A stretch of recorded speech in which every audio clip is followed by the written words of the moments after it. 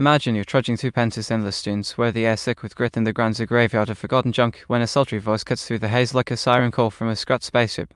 That's episode 11, Amo's Hospitality, serving up a cocktail of charm, chaos, and what the hell just happened, vibes that'll leave you clutching your metaphorical cleaner mask. This set's a wild ride, anchoring you from desert desolation to a towering trap that feels like stepping into a velvet lion's den. We're back with Rudo, our scrappy, love-wielding hero, and his cleaner crew, Injen, the craft strategist with a heart of gold, Sanka, the fiery punku puncher wall for fun, Tom, the mute maestro scribbling secrets, and Delmon, the walking landfill with a soulless murky as Penta's skies. Fresh off the latest scuffle, they are bone-tired and sun-caked when Amo, a mysterious woman whose all curves and cryptic smiles, swoops in like a desert mirage in stilettos. I've seen folks hopping from the sphere to the ground, she purrs, dangling the kind of intel that makes Rudo's revenge-obsessed heart skip a beat. Next thing you know, she's ushering them to her home, a sky-piercing tower that looks like it was forged from the dreams of a hoarder and an architect on a badanometer. Engine's muttering about bad vibes, Sanka's gawking like a kid in a candy store, Tom's pencil's practically smoking from note-taking, and Rudo's just trying to keep his lunch down as the elevator climbs higher than his hopes of cracking the sphere's secrets. Inside Amo's living room, it's a fever dream of opulence and oddity. Think glowing anima trinkets, plush rugs, and enough clutter to make a junkyard jealous. The vibe's warm, almost cozy, like crashing a stranger's party after a bar fight. Amo's playing hostess supreme, all giggles and make yourselves at home, urging the crew to ditch their masks. When they do, it's a reveal that it's like a shonen glow-up montage. Injin's stone scowl, Sanka's scarred smirk, Tom's quiet intensity, and Delmon's, well, let's just say his face is a vibe all its own. Amo's eating it up, cooing, oh, you're all delicious, with a gleam that's half flirt, half feral. Rudo tries to steer things back to business about that sphere guy, but Amo's dodging harder than a cleaner in a beast fight, pivoting to flirty banter about tights and sniffing Delmon like he's a vintage wine. It's awkward. It's hilarious, and it's got Sanka blushing so hard you'd think he's allergic to compliments. Then, the mood flips like a faulty anima switch. Amo's smile cracks, her voice spiking into a shriek, you're just like them. Using me. The room's cozy glow turns claustrophobic, her accusations slicing through the air like jagged scrap. Injin, trying to defuse, fumbles harder, suggesting she put some clothes on, bro. Why? That's the match to the powder keg. Amo's rage explodes, her eyes wild, her words venomous, accusing the cleaners of exploiting her hospitality. Before anyone can process, Delmon, big, quiet, loyal Delmon lurches forward, eyes blank as a busted monitor, and starts swinging at Injin like he is auditioning for a kaiju flick. The cleaners are floored, scrambling to dodge as Delmon's fists crater the floor. In the chaos, Rudo's sharp eyes catch it, Amo's boots gleaming with the same eerie logo etched into his gloves. Same series, same cursed bloodline. It's a plot twist that hits like a trash compactor, leaving you gasping as the screen cuts to black on a cliffhanger that screams, good luck sleeping tonight. This set's a masterclass in tension, hospitality curdling into hostility, laughter giving way to dread, all wrapped in Gachikuta's signature junkyard soul.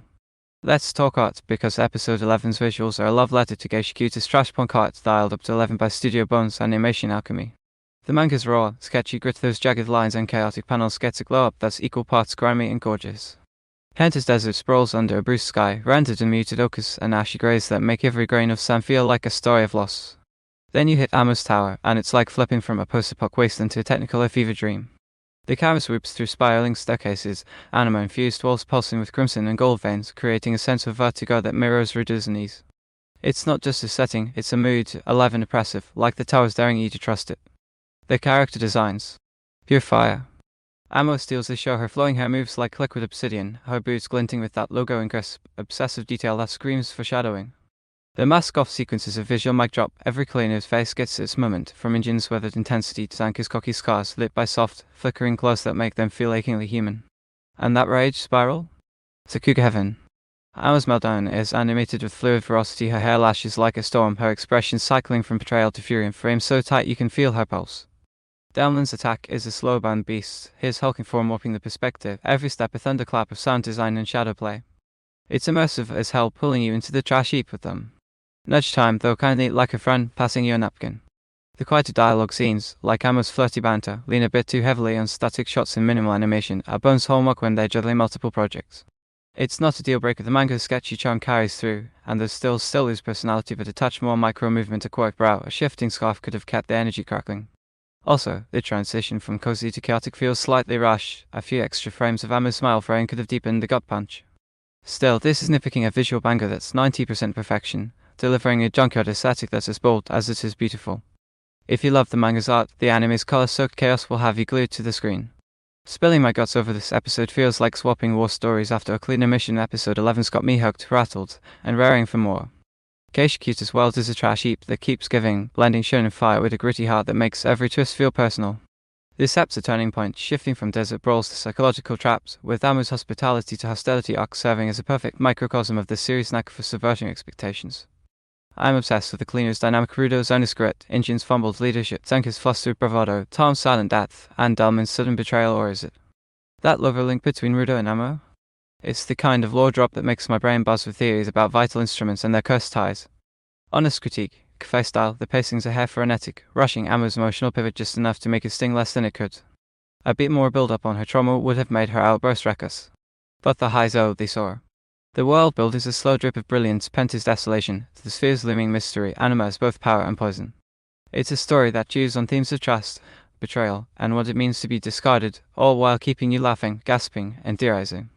Hopes for the future. I'm crossing my fingers for deeper Delmon lore was driving that big guy, more on Rudo's gloves and their connection to Amo, and some cleaner teamwork that doesn't end in fistfights.